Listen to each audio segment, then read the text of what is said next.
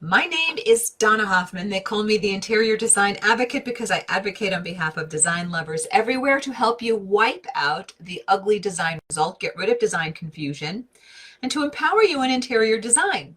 And the more I have gathered my tribe here in the United States and beyond, we're overseas in Europe, we're up in Canada, more and more of you have been asking me about what it takes to build the kind of successful interior design company that I have.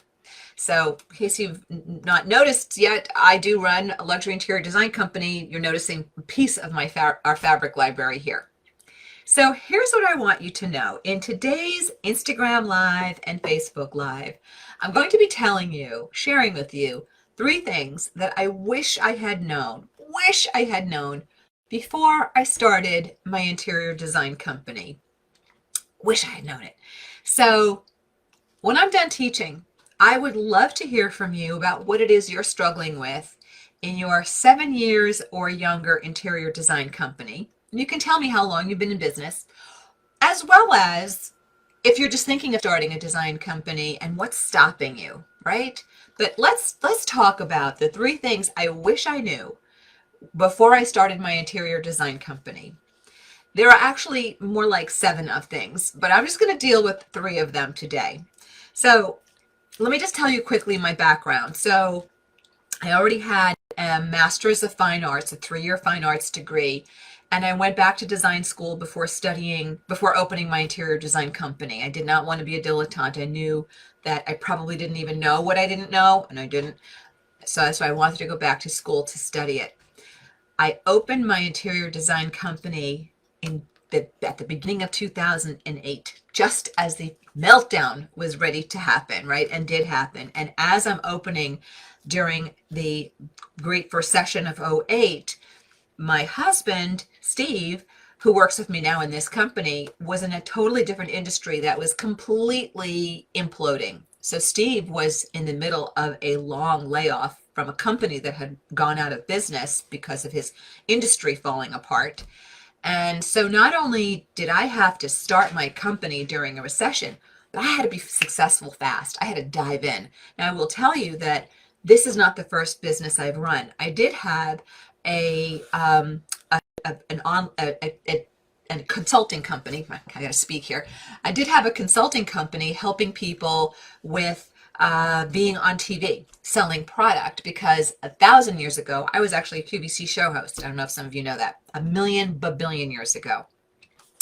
So anyway, I knew I had to be successful and I had to be successful fast. So the pressure was really on. And these are the 3 things I wish I knew before I started my design company. And if you're just joining me again, if you have a 7-year or younger interior design company, type in and tell me, what are you struggling with? What is it that's hardest for you? Or you can ask a question. Or are you thinking of starting your own design company? And if so, what's the struggle for you? What's holding you back? Okay, so here are the 3 things in no particular order. I had no idea what a flawed business model the interior design industry has. It does. It is a tough business model. Because if you're opening a business, you do want to be profitable. You want to be able to pay yourself a salary. And the business models, plural, that exist in the industry, they're flawed. There is a lot of opportunity for mishaps and problems along the way. It's not a straight run like, hey, I'm going to manufacture, these cups and I'm going to sell them out to the world, right? It's different because you are selling service, and possibly you're selling service and product. So, but we'll talk about that in a second. So the business model in the interior design company, I had no idea how very complicated it was, and that you really have to thread the needle to be able to find your niche and to be able to roll out successfully. So I wish I had known that. What's billable? What's not billable? How much time do you actually spend in non-billable tasks in order to be able to run your company? So what's the realistic expectation on what you can pay yourself? Can you do it on your own? Do you need to bring in other people? The business model is one that is not ever taught in design school. Every designer I've ever interviewed to hire for our company, when I talk to them about design school, so many of them whether they're really seasoned designers or whether they're newer designers, they all say to me, Donna, you're kind of like a unicorn because you understand the design side so well, and you can articulate, complicated design theory into such a clean, linear fashion, but you also understand the business of this business so well. So that's why I'm interested in helping you here. So anyway, so I wish I knew when I started how complicated the business model really was. And I remember about 7 or 8 months in, driving home from an appointment thinking, how the heck am I going to make money doing this? This is crazy pants, because I didn't know what to charge. I didn't know what to charge for. I didn't understand the business model or the business models available to me to dive into. So the complexity of the business model in the industry, and the fact that the industry in total, I think, has some very flawed business models. And I will tell you that most businesses fail within the first year. And the rest of them, many of them fail within the first 5 years. And then you add in the interior design industry complexity of it all, it gets even dicier. And I want to see you uber successful. So business model complexity, something I wish I had known up front. The next thing I wish I knew when I started my company, I wish I knew what it was to manage clients and what was entailed in that. So I'm going to use the word manage clients. Some designers, when you talk to them, depending upon the kind of day they've had, they might be saying how to deal with clients. And then definitely how to serve clients, how to serve them well, right? There are a lot of interior designers out there that are actually afraid of their clients. And I know what that feeling is, to be afraid to tell a client something, or to hand something off and wonder how they're going to receive it. In those early years when you're first starting, you can have that. But even as you're developing more, when you have to deliver bad news, bad budget news, bad delivery news, whatever, managing clients is huge. You want to create raving fans in your clients. And I make a joke here with my team that it's so important that we're excellent in what we do, because even with clients who love us and who we love, I believe we are always about 1 to 2 errors away from a client wanting to throw darts at our picture, right? Clients want what they want, when they want it, how they want it. And so you need to be excellent. You need to be excellent in your skill set on the design side, but also you need to be excellent on the management side, the management of your company as well. When I talked earlier about what's billable, what's not billable, and the business model, I also want to add something to that. I know I'm jumping, but I also want you to know something that I didn't know. I didn't know how much time I would spend in my company not designing. Do you want to know what I worked on today? I just want to let you know. I'm going to pull out some of my notes here. I spent approximately 4 hours today, before I came out here to meet with you, working on budgets, working on line item budget forecasts, looking at where I think our forecast is on, where I think it's too high, where I think it's too low, line by line. Where items were missing from blueprints, or from furniture blueprints, space plans. Sorry, long day budgeting.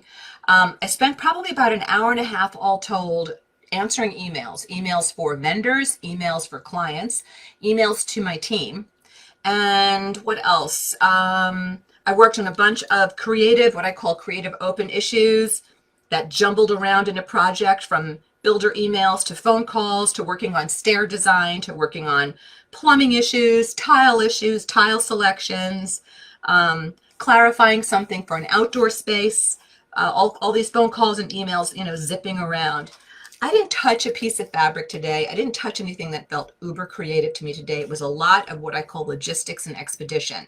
So when I say that things I didn't know about the business when I started, the complexity of the business models available, one of them, one regret that I didn't know that, but also I had no idea how much design I wouldn't be doing, and what is really entailed in the business day of designing.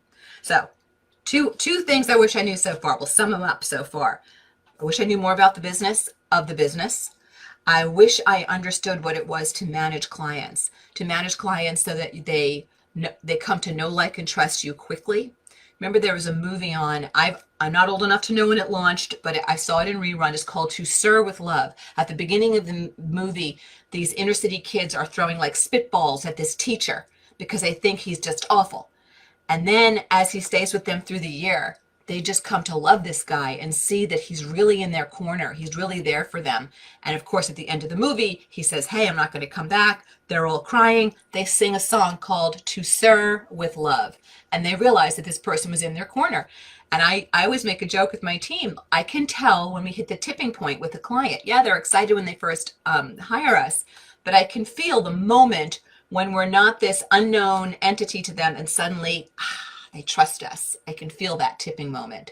So managing clients, knowing how to garner their trust and confidence, knowing how to continue to keep earning that trust and confidence, as well as what to do when something goes off the rails, because things can and will go wrong. And sometimes you have to have a conversation with the client that is not comfortable. How do you manage that as well? Well, that brings me to the third thing I wish I knew: mindset. I wish I understood the importance of mindset, and I'm going to sum it up in one line: lonely leader syndrome. I think it's very easy in the interior design industry, when you are running your own company, to get lonely leader syndrome. You just feel like everything tracks back to you. You have to make all of the creative decisions and put things out there. You're making business decisions. There's so much that you're doing that has nothing to do with design, but it's about the running of a project or the running of your business. It's very easy to start to feel a sense of overwhelm, and definitely a sense of exhaustion, and definitely a sense of loneliness. So mindset is so, so important. And I don't say have a great mindset. I say practice mindset. The definition of the word practice is to consciously do something over and over again, and exercise and action so you can get better at it. So exercising possibility thinking in your mindset, so important. Your clients need you to be in the right mindset. They need you to be in a confident mindset. And you need that as well to continue to be the creator. So all these great ideas are springing out of your brain, not only on the design, but also on the business part of your business. So the 3 things I regret not knowing when I started my design business, there are actually about 7 things I regret, but here are the top 3. That I would have lonely leader syndrome, still do sometimes, which is why I love coaching with people who I admire, which is why we're actually going to be launching some exciting things for you later in the year. I wish I knew more about the business model and the complexity of it as well. And I wish I knew more about what I was walking into when it comes to managing clients, what that really means. Alrighty. So I invite you to put in your topic question or your question on this topic. I'd love to hear from you. Let me know how long you've been in your business, or if you're thinking of starting your business, and I'll take those questions. And while you're putting those in, I want you to know if you've missed any portion of this, you can always find us on YouTube at the Interior Design Advocate. And if you're not following me at my luxury design company, you may want to do that. That's at IDH Designs. That's at IDH Designs, to see what we're doing at our luxury design company. And I like to take you behind the scenes there and what we're doing. And if you want to know more about our online design brand, that would be at decorating.genius. That's at decorating.genius. And I did post in Facebook a link to get my successful Design Biz checklist. My successful Design Biz checklist. We'll put that up for you. I guess we'll do what? Link in bio for you on Instagram. But at Facebook, we put that link up for you. So let's see who's here. Let's see what kind of questions we're getting. Sorry, I'm jiggling things around. Here we go. So Lisa's saying, hello, gorgeous. Well, hello back to you, gorgeous. Lisa. Lisa says that you need a fabric librarian. I do. This is just a little teeny weeny piece of our fabric library. Hello from Susan in Tucson. Okay. Quinika is saying, I'm thinking of starting my own design company. I am stuck in creating a business plan. Yes. Quinika, I don't want you to get into analysis paralysis. I want you to get that checklist, because it will tell you right off the bat things that you have to do. And if you've already started your company, you should get that checklist too, so you can circle back and say, hey, what did I forget to do? Where is my infrastructure a little bit light and lean right now? What can I add? So I want you to, the thing about plans, guys, goal setting, I think it's important that we stay very present, that you make like a 3-month plan, maybe a 6-month plan, But just to make your 5-year plan, that gets a little dicey. You cannot live 5 years in the future. You have to live now, right?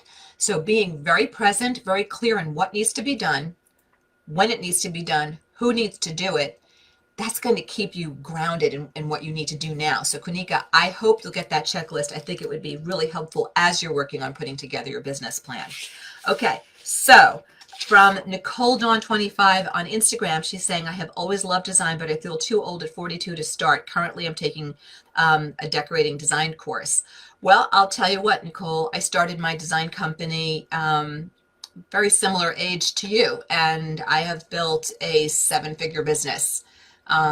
So listen, the next 5-10 years are going to come and go, whether you're doing what you want to do or not. So I say, Nicole Dawn 25, go for it.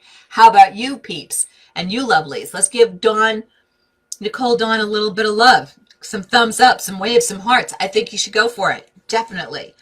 One Donna Marie is saying, too old 42. No, I'm starting at 60, second career. Brilliant. Love it. Yes. And you can do great things, really. I think design makes a great second career for people. And I know, actually, I mastermind with some fantastic designers across the country. I told you I like doing coaching. And it's a second career for absolutely every single one of them. Every single one of them. And they are rocking it. So there it is. All right, Jane is saying she's just joining, getting hellos from San Antonio, from Carolyn, getting hearts and love on whatever I just said. So there it is. Jane is loving this topic. Angel is saying she can't open. Steve, if Angel's having guys, let us know if you're having trouble opening the checklist, because we did put a link in there for you. So Shanti is saying, what are the best training certifications before starting a design business? Well, you can do a couple of things. You can go back for a post-baccalaureate degree, 2-year. You can do a 4-year post-baccalaureate. You can do a certification. Any one of those would get you the type of skill set to get started and moving. I think you do need to add some sort of business coaching to speed your success. That's one of the reasons I attained the success as quickly as I did. And I told you, I started when my husband was in a lengthy layoff because his industry had fallen apart. I invested almost right away in coaching because I wanted to move forward. And I wanted to be fast. I knew I had to be successful, and I had to be successful quickly. And I also just didn't want a well-paying, exhausting hobby. So there you go. So hopefully, Shanti, that helps you. If you have a follow-up question, babe, throw that in there. Kanika says she wants to specifically start a staging company. Great. I have not started yet. I'm looking to get my LLC first. You know, Kanika, you can certainly do that. An LLC, limited liability corporation, will give you a protection. But you know, depending upon what your company name is, if it's going to be your given name, you don't need to necessarily. You can start as a sole proprietor. I'm not an accountant and I'm not a lawyer, so I'm not going to tell you don't need to see one of those to set up your business entity. But the quickest and fastest and easiest business entity to set up is going to be sole proprietor. Use your name and you're up and running. So hope that helps you a little bit. Joan is saying hello from California. Hello, Joan. Jane is saying between the initial client meeting and the board/fabric presentation can cause an uncomfortable pause, leaving the client to have buyer's remorse. Jane, I'm going to read Jane's question again. Between the initial client meeting and the in quotes, board and fabric presentation, it can cause an uncomfortable pause, leaving the client to have buyer's remorse. Jane, if that's what's happening for you, there is something seriously off in your processes that you are allowing this dip to have, where your client is not having contact with you, not hearing from you, and losing interest or doubting what's going on. Remember, I told you, you have to build those raving fans in your clients, and right away you are looking to continue to garner their trust and confidence. Once you have their trust and confidence, it's like a delicate diamond. You're going to keep doing everything you can to preserve and protect that. But Jane, if you're having that, I'm willing to bet any amount of money that it's your processes that are off. It's not your work or the quality of your beautiful design, but you've got a process problem there. So I'd want to dig in deeper with you on that. Tracy is saying, how did you learn your first client when you started your company? I think that's a great question from Tracy. I think the best thing to do, the easiest thing to do, is to reach out to your immediate network.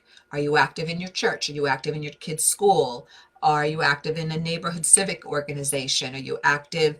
You've got an email list of people that you communicate with. You need to let people know, hey, this is what I'm doing. I'd love to help you with it. And you want to craft a kick-ass letter. And I would send it snail mail because everybody's getting a ton of stuff in their email. I'd send it snail mail. So you could send an email and say, hey, I already also emailed this to you, but here it is in beautiful format. Don't just copy out your email. And let people know what you're doing. That's how I got my first client. And my second client was actually a family member who I probably didn't charge. I know I didn't charge enough to, but I knew they would finish the job. I knew I'd be able to photograph it. So that's 2 ways to get started. Hopefully that excites you. Julie wants to know, do you guarantee your services? Julie, that's a great question. I'd like to know what you mean. I'd like you to put in a follow-up. I'd like to know what you mean by guarantee your services, but something I do think you must have, Julie, and I'd love to know how long you're in business. You have to have an agreement. You have got to have a letter of agreement or contract, whatever you want to call it. That letter of agreement has to state every single role and responsibility that you have as a designer to your client. And it also has to spell out every single responsibility your client has. Notice it's a smaller list for the client, but they have responsibilities. They got to show up to their meetings. They got to make their selections. They got to pay their invoices, right? You have a much longer list, but you need to spell that out in your agreement or your letter of agreement or your contract. And there also should be your scope of work needs to be in there detailing specifically what you're going to do for that client. Okay, so if you got a follow-up or more information for me, Julie, give it to me, hit me. Okay. Thank you to Clot01318 for posting the top 3 things I wish I knew in the Instagram feed. I don't even know what this means. Oh, thank you. Thank you for posting that. Thank you. I'm sorry. I'm a little sorry. I don't know I didn't know what I was saying there. Okay. Donna Marie is saying on Instagram, what do you believe are the top reasons that cause new business designers to fail? Number 1, or 2 is tie for top 2. They are flaky, loopy creatives, and they don't have enough business savvy to make it work. They think that being creative is going to do it, and you're going to drive your clients bananas if all you're bringing to the table is creative without the process. Like I was talking to Jane before, you got to have great process. So I think not having great process, I think lack of confidence can kill a lot of design businesses. I think that there are design businesses, there are design entrepreneurs that close their business just as you're about to tip, just as you're about to kick forward, and you've lost heart, you've lost confidence, and so you stop too damn soon. I think that happens as well. One of the reasons I wanted to put together my successful design business checklist for you is I wanted you to see quickly but meaty, a deep dive into what you really need to have as your foundation. But if you're on that, if you get that checklist, and make sure once you click for it, if you don't get it right away, go into your junk mail because it means it landed there. But once you have that, you're going to hear from me twice a month we're going to dive deeper into certain topics on that checklist. I want you to feel supported. Like I said, lonely leader syndrome feels awful, and I don't want you to have that. So I want you to feel supported, hearing from me, taking you on a journey over the next several months. So there it is. All right. So did I answer you? I hope I answered you. Hi from Scranton and hello from North Carolina. Okay, I'm getting all kinds of hellos. Lisa O'Connor is reminding for whoever said that they were worried about starting at a certain age. Lisa O'Connor Fisher is saying, hey, the guy who started McDonald's was 52 when he started. Go for it. I love it. It's never too late. I agree with Lisa. Alrighty, there we go. So Joan is saying that she's a sole proprietor and she could get a fictitious business name. Insurance can take care of any liability, much less complicated and easier to undo if necessary. That's correct. And you should have insurance as a designer. And that's in the checklist as well. Gina is saying, I'm thinking of starting my design or staging company, but not sure how to find and get clients. You know, Gina, it's not just a matter of, I think you got to get real clear first on what's your offer. right? What packages are you offering? What service do you offer? Who are you as a company? Once you know that, then you have something to talk about, to write about. And so you can start to reach out first to your network to get the ball rolling. Once you have the ball rolling, now you can put out some photographs from your phone on an Instagram feed or on your Facebook, which you're going to want to have as well, right? But in the checklist, I talk a little bit about social media as well. So hopefully that gets you moving. But you can't just keep circling the pool, wondering, should I, how do I? You got to decide you want to make it happen, and then you got to jump in, right? So that's to Gina. Gina, if you have a follow-up, hit me with that, kiddo. Kanika's saying, when you accept a design job, how often are you in communication with your clients? Daily, once weekly, or it depends? Kanika, it depends. You don't want to communicate with your clients just for the heck of communicating with them, right? You'll clog up their inbox and you're going to waste a lot of time. And if you're billing for time, you don't want clients to think, what is this person doing? Why are they, sending me jokes?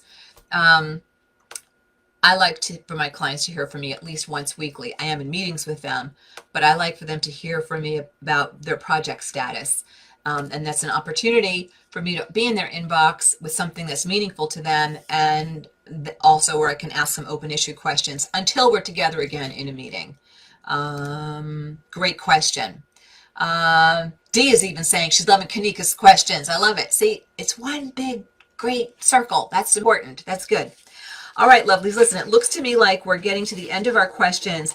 If you missed any portion of this, you can absolutely find us on YouTube. There it is. You can find us on YouTube, so you can watch this again.